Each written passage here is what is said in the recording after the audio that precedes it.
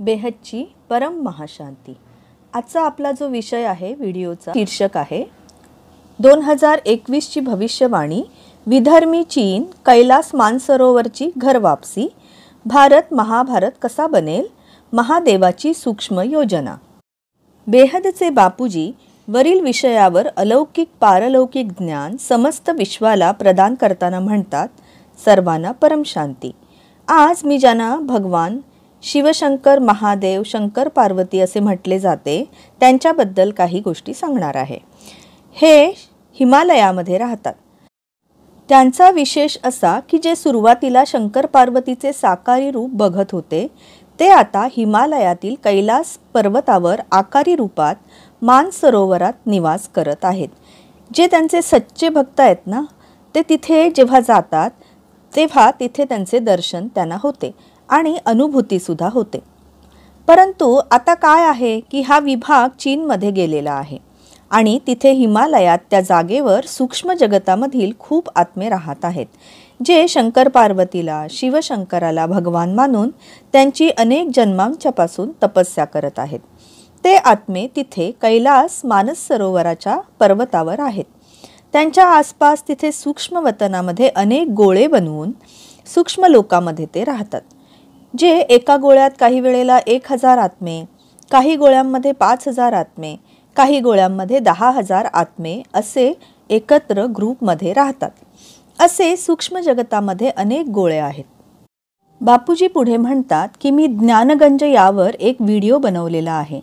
हिमालयाचे अलौकिक रहस्य यावर सुद्धा आपण एक व्हिडिओ बनवलेला आहे, आपण तो जरूर बघा।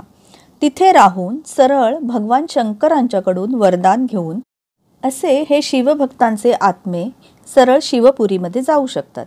ज्यांची भक्ती पूर्ण झालेली आहे, ज्यांना भगवान महादेव वरील लोकात जाण्याचे वरदान देत असतात, असे आत्मे तिथे असतात। तर असे हे आत्मे हळूहळू भूलोकाच्या वरती, भुवर लोकाच्या वरती, स्वर्गलोक, नंतर महरलोक, जनलोक, तपलोक आणि नंतर ब्रह्मापुरी, विष्णुपुरीमध्ये निघून जातात। असे खूप आत्मे हिमालयामध्ये राहून तपस्या करत आहेत। शंकर पार्वतीची ते तपस्या करतात। मी हे कित्येक वेळेस सांगितलेलं आहे असं बापूजी म्हणतात। आता जे शंकर पार्वती आहेत त्यांची सुद्धा इच्छा असते की त्यांचे हिंदू भक्त जे आहेत, जे शंकर पार्वतीला मानणारे भक्त आहेत, जे कट्टरपंथी शंकर पार्वतीला मानणारे हिंदू भक्त आहेत, जसे शिवपंथी सुद्धा आहेत, तसेच वैष्णवपंथी सुद्धा आहेत। तिथे बद्रीनाथ धामात बद्रीनाथ मंदिर आहे, तिथे सुद्धा वैष्णवपंथींचे गोळे आहेत। तिथून ते सुद्धा स्वर्गलोकामध्ये जात असतात। ज्यांची तपस्या पूर्ण झालेली आहे असे आत्मे वरती जाण्याची तयारी करत असतात।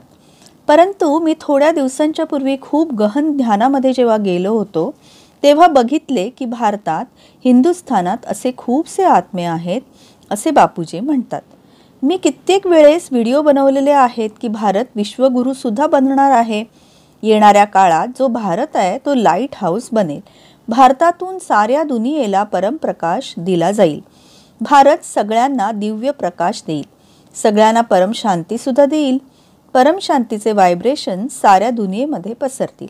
धर्तीवर अनेक धर्म, मठ, संप्रदायाचे आत्मे कुठून आलेले आहेत त्यावर सुद्धा मी एक व्हिडिओ बनवलेला आहे असे बापूजी आपल्याला सांगतात। तर आज जे अनेक धर्म, मठ, पंथ, संप्रदायाचे आत्मे धर्तीवर आहेत ते जितके साकारी स्वरूपात आहेत तितकेच त्यांचे सूक्ष्म वतनामध्ये सुद्धा खूप आत्मे आहेत।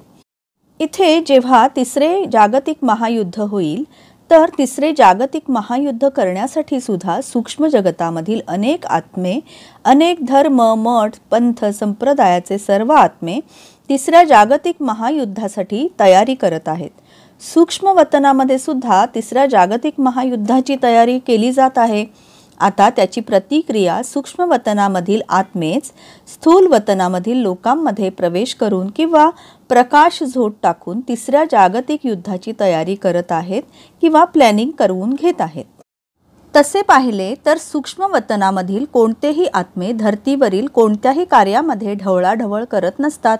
असा त्यांचा एक कायदा बनलेला आहे की सूक्ष्म वतनामधील आत्मे नैसर्गिक कायद्यानुसार धर्तीवर काळाच्या हिशोबानुसार जे होत असते त्यात ढवळाढवळ करत नाहीत। कारण नैसर्गिक कायद्यामध्ये कर्माच्या सिद्धांतामध्ये ढवळाढवळ करणे याला मनाई आहे. सूक्ष्म वतनामधील आत्मे जास्त करून स्थूल वतनामधील कार्यामध्ये हस्तक्षेप करत नाहीत. परंतु निधर्मी आत्मेसुद्धा जे आता अस्तित्वात आहेत ना, जे सूक्ष्म वतनामध्ये वेगवेगळ्या धर्मांचे आत्मे आहेत, ते या नैसर्गिक कायद्याला मात्र मानत नाहीत. केवळ जे आदि सनातन देवी देवता धर्मांचे सूक्ष्म जगतातील आत्मे आहेत, जे हिमालयामध्ये तपस्या करत आहेत, ते मात्र या कायद्याला मानतात.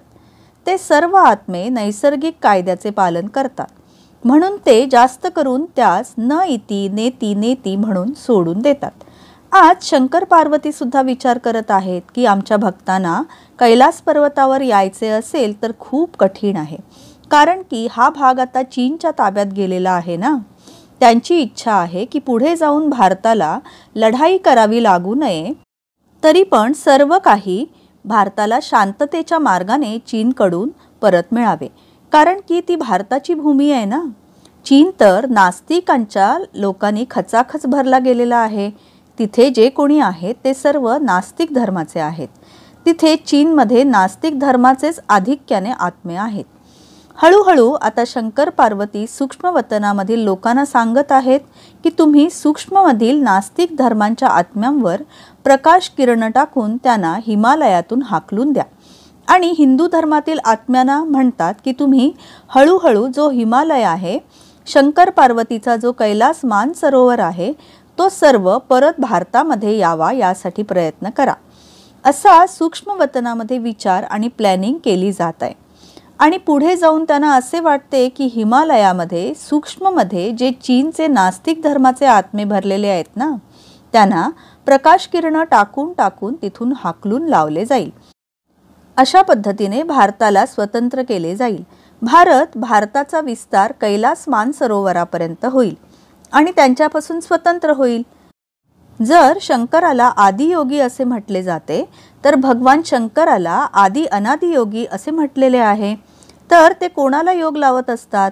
थोडं आपण या ज्ञानावर सुद्धा चर्चा करूया. बापूजींनी आपल्याला या ब्रह्मांडाचे ज्ञान देताना असे सांगितले की या ब्रह्मांडाचा जो रचनाकार आहे शिव, त्याचे 3 अवतार आहेत, निराकार, आकारी आणि साकारी. जे निराकारी रूप आहे त्याला ब्रह्मतत्व म्हटलं जातं. जे आकारी रूप आहे त्याला आपण शिव भगवान म्हणतो, ज्याची पूजा आपण लिंग स्वरूपात करतो. आणि जे साकार अवतार आहेत त्यांना आपण शंकर असे म्हणतो आणि शंकराच्या मूर्तीच्या रूपात त्यांची पूजा केली जाते. जो येणारा काळ आहे तो ज्ञानी लोकांसाठी खूप मोठा महत्त्वाचा काळ असणार आहे.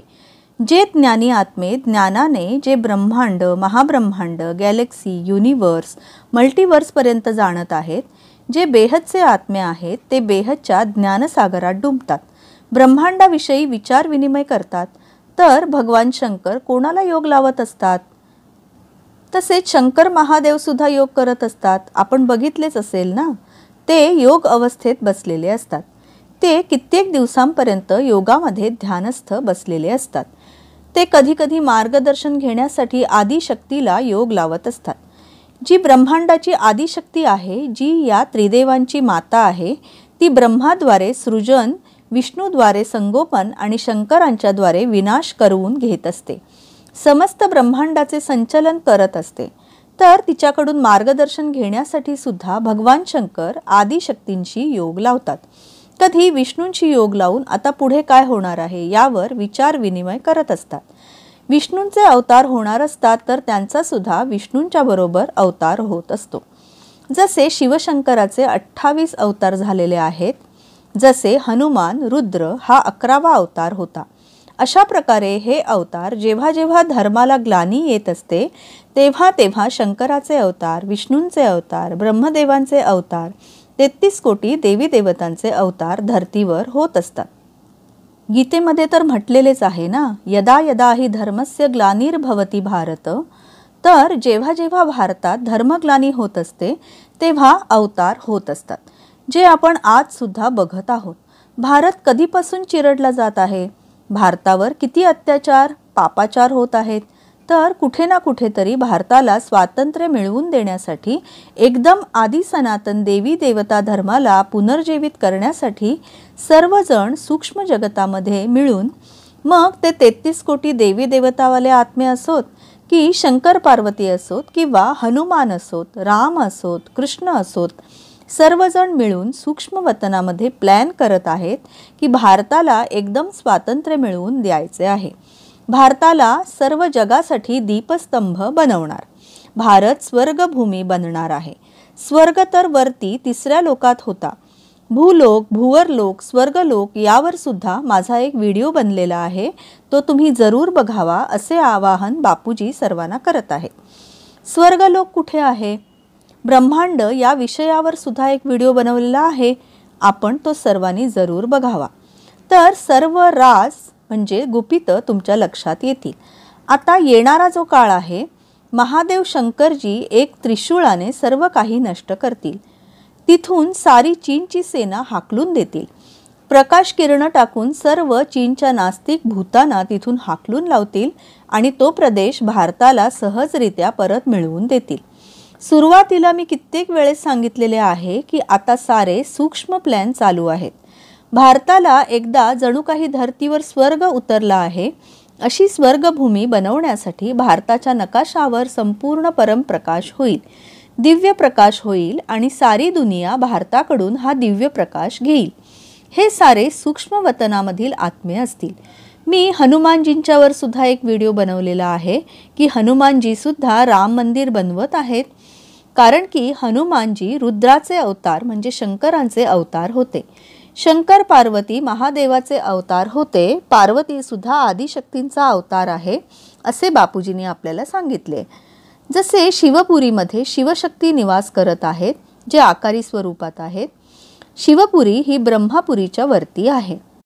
त्याच्यावरती विष्णुपुरी, विष्णुपुरीच्या वरती शिवपुरी आणि शिवपुरीच्या वरती परमधाम आहे जिथे निराकारी शिव म्हणजे ब्रह्मतत्व राहते.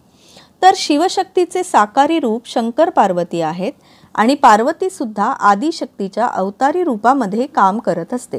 असुरांचे रक्त पीत असते. पुढील येणाऱ्या काळात आसुरी वृत्तीवाले लोक बदलले जातील, नाहीतर त्यांना खूप मोठी शिक्षा मिळणार आहे.